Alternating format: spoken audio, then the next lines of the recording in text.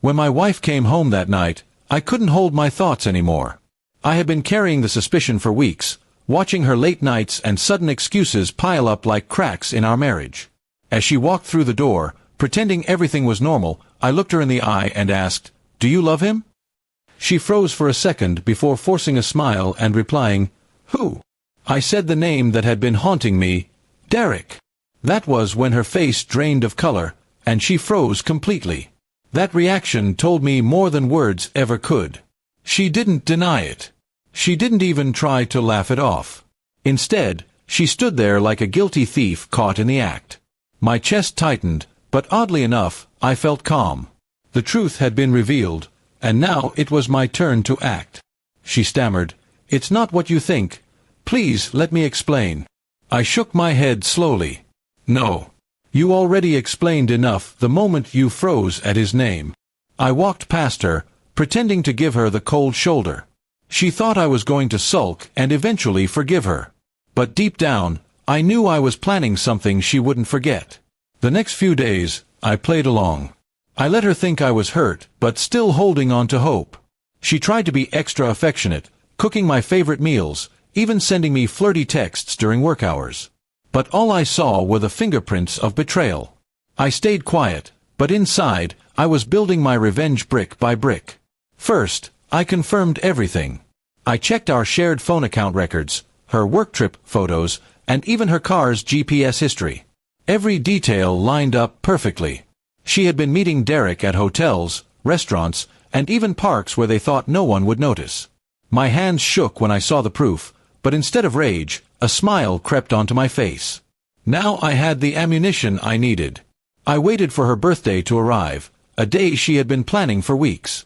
She wanted a small gathering with close friends and family, something intimate and special. She kept telling me how much it meant to her. That was when I decided the birthday party would also be the stage for my revenge. On the day of the celebration, I acted like the loving husband. I brought home balloons, flowers, and a carefully wrapped gift box. She looked relieved, probably thinking I was finally moving past my suspicions. The house was filled with laughter, chatter, and her closest friends. She was glowing, thinking she had fooled everyone, especially me. When it came time to give her the gift, I stood up in front of everyone. "I want to give my wife something truly unforgettable," I announced. She smiled, expecting jewelry or something romantic.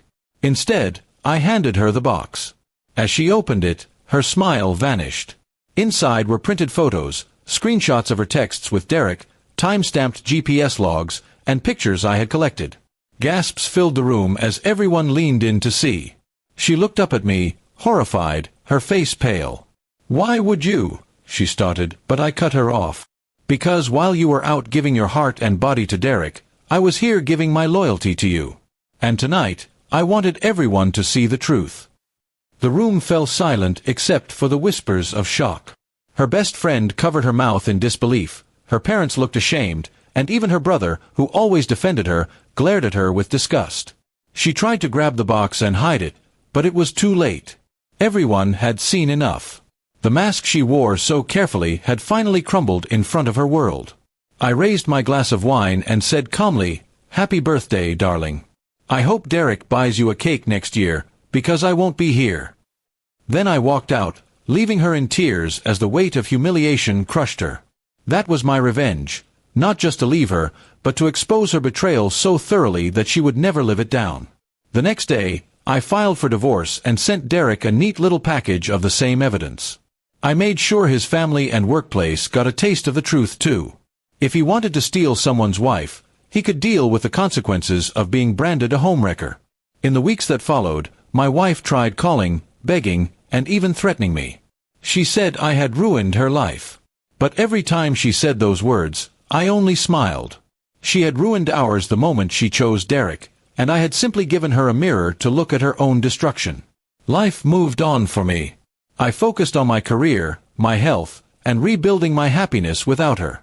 People respected me more, knowing I stood up for myself instead of silently suffering. Meanwhile, she and Derek didn't last. Too much shame, too many burned bridges. She was left alone with nothing but regret. And whenever I think back to that night when I asked her if she loved him, I realize her silence was the spark. But my revenge, that was the fire that burned everything she had built on lies.